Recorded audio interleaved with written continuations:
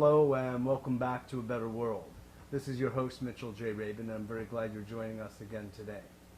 Today we're going to have another very interesting show. I have invited to be our guest Ed Japngie from Phoenix, Arizona, who has developed a series of products called Life Beat products, and it's a result of his work as a biomedical engineer for actually decades, looking at the interface of healing with technology and technology with consciousness. What is the role of our will? What is the role of our intent when it comes to the utilization of software, of different kinds of machines for healing, or for any number of different kinds of spiritual evolutionary activities?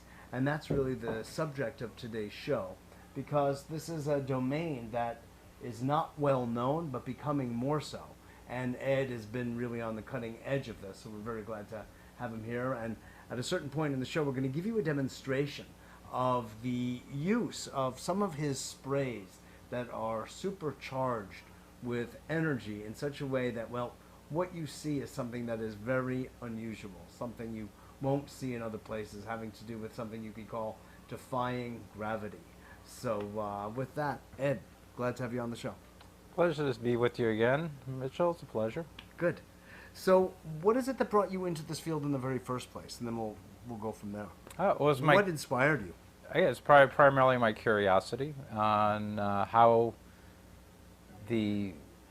originally was with homeopathy, and how that played a role in how you were able to take a minute amount of either a plant, a mineral, or an animal, and then have that completely get rid of a disease or an emotional condition or psychological condition, and that intrigued me. Yeah, so. Where in the less you have of a substance actually increases its potency. Exactly. I mean, where do you get that inverse relationship in nature, typically? Right, right, and it shows up in a lot of different areas. But we're at a society where we think, we're supersize me. It's everything is bigger is better. And Mo is better. Yeah, exactly. and so when you're talking about subtle energy, we're not talking about using a sledgehammer. Exactly, it gets lost in the mix. Exactly.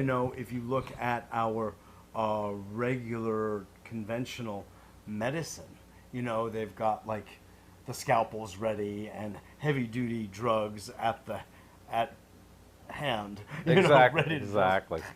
dose somebody. But that's it. Exactly. We kind of treat, even from the medical industry, we're looking at our body like a car. A machine, right? Yeah, your car, your kidney's not working. Let's find you an OEM replacement kidney.